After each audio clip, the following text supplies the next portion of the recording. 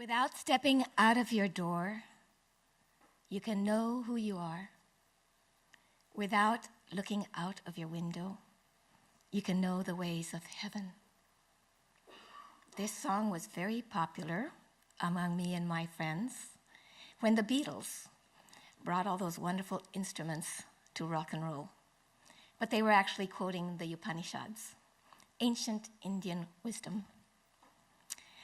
I gave up everything, left my apartment, threw my stuffed tigers down the garbage chute, pictures of my family, gave away my wonderful hammered aluminum pots to the Haight-Ashbury Free Store in 1975 because I needed to find out who I was. I got together with some spiritually minded folks on the same path. I thought they were friends, and followed inquiry, didn't work. Tried bhakti, the path of devotion. That clicked. But I didn't realize I'd gotten involved in something that was run by a certain narcissistic strain of people who were excellent at manipulating. People would ask me, what group are you in? Is it Sri Rajneesh? No. Are you with the Hare Krishnas? No. You wouldn't know the name. But let me tell you, it affected me for much of my life. A couple of years later, I hadn't made any progress. All I had figured out was that I had a huge ego. I was action-oriented. I was proud. I was deceptive. At least that was how I was ranked by the people who were supposed to be guiding me.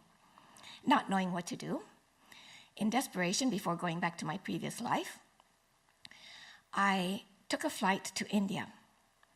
Back then, you took a flight that was, the most economical was a minimum 2-week stay and a maximum 180 days. I was going to see a woman whose readings or recordings of talks had truly touched my heart. Her name was Anandamayi Ma, the bliss-permeated mother. But I didn't know what I was doing. My friends had given me a goodbye present. They gave me a sweater. They thought I was going to the Himalayas. I landed in the hottest part of the summer. I landed in Delhi. Fortunately, I had traded in the sweater for an umbrella, which served me for the heat and also served me for the monsoons, because I stayed long enough to get to the monsoons, and a pair of sunglasses. When I got to India, I was truly protected by grace. I found an American couple that was leaving who gave me all the sorts of inside information that you need. Never travel on anything but first-class ladies. If you travel alone, it's assumed that you're a hooker. Here's a name of a doctor.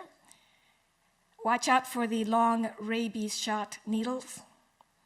Watch out for the malaria mosquitoes. Too bad you didn't bring a special screen from the United States, because if you are under the screen in India, they are suffocating. And let me tell you, those mosquitoes, they bite through the sheets. You keep the fan going to keep them from landing, but then the power goes out. Power goes out with the water too. So I was also told, first thing you do when you get to India, you buy a baldi, a bucket, and a little cup, because you save up water and that's how you bathe. It was very hard when I got back to the United States to get used to those showers. Oh, what luxury. And how clean. Oh, amazing.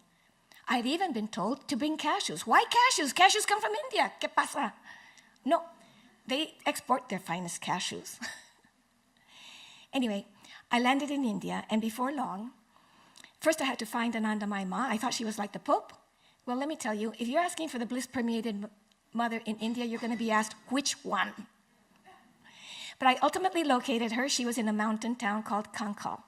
I had to take a train in the middle of the night, change trains at 3 a.m., only to find that I couldn't read the Devanagari, the Indian script. I had no idea where to go. Then I had to transfer to a bus, and I realized I have no idea how to ask these people where the bathroom is. And I missed my chance when the bus stopped and everybody got out and squatted in the fields. Ignorant. I had to hold it for 3 more hours. Then I had to comply with the tradition of having a coolie carry my bags. I was mortified.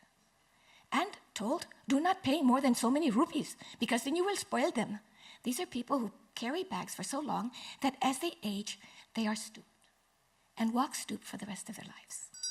This was 1977. I'll make a long story short. I met the most wonderful people in India. I was guided by a rickshawala who was there through the monsoons in the middle of the night, and who one day, when I was desperate, still upset that I hadn't found peace in my soul, greeted me on my return from a meditation with his rickshaw carriage full of blossoms. So there's light everywhere. I came back to the United States. It took me 10 more years to discover that it wasn't my ego that was the problem. Ego really is just like a shadow. It's not me. So I didn't have to step out of my door. I didn't have to look out my window. I know the ways of heaven.